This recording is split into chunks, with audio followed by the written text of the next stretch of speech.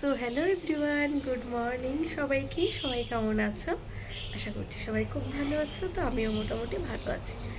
তো সকালটা অনেকক্ষণ আগেই হয়েছে, সমস্ত কাজ সেরে নিয়েছি। এখন চা বসিয়ে দিয়েছি বাবার জন্য। তো আমি আজকে চা খাবো না, একটু আমলা জুস খেয়েছি। তো শরীরটাও খুব একটা ভালো লাগছে না, তবে আজকে কাজ আছে। কীভাবে সারাটা দিন কাটাই সেটাই তোমাদের সঙ্গে শেয়ার করব। গাড়ি ধরবো বলে আমার 9:50-এর ট্রেন। হঠাৎ করে দিদিভাই টাইমটা চেঞ্জ করে দিল, তার জন্য তাড়াহুড়ো করে বেরিয়ে পড়তে হলো। হাই করো, হাই করো, হাই করো, হাই করো। তুমি আমাকে চেনো? পুরো পাকা দাঁত দেখি দাও তো, তোমার দাঁতগুলো একটু দেখি দাও তো, দাঁতগুলো দাঁত দেখো, দাঁত দেখো। নাচ করো, একটু নাচ করো, একটু নাচ করো, একটু নাচ করো। চেনো আমাকে?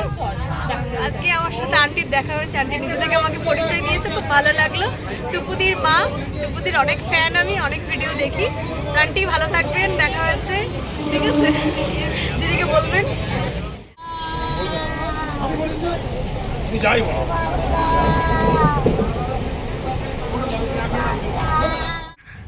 ভেন্যুতে চলে এসেছি। একটু অসুবিধা হয়েছে খুঁজতে, কারণ যেহেতু আমি একদম নিউ এখানে। তো যাই হোক, আমার ভাই আছে পাশেই, একদম পাশের হোটেলে আমার ভাই কাজ করে।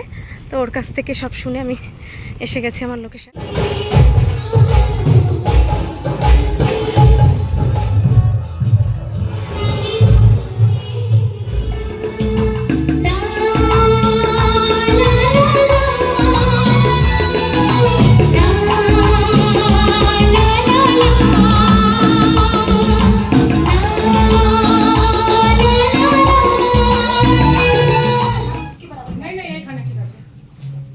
আমাদের কাজ হয়ে গেছে, আমরা এখন বেরিয়ে পড়ছি সবাই। ভগবান তাকে তার রূপ দিয়ে সন্তুষ্ট করতে পারেনি। আমরা তো মানুষ, আমরা আর মেকআপ দিয়ে তাকে কি করে সন্তুষ্ট করব? যে নিজের লুক নিয়ে নিজেই সন্তুষ্ট না, মানে কি চাইছে সে নিজেই বুঝতে পারছে না কোনো কিছুতেই। মেকআপ আর্টিস্টদের সাথে ঘটনা এরকম নতুন কিছু নয়। যাই হোক, কথাগুলো বললাম। ভিডিওটা দেখে কেমন লাগলো জানিও। ভালো থেকো তোমরা, সুস্থ থেকো।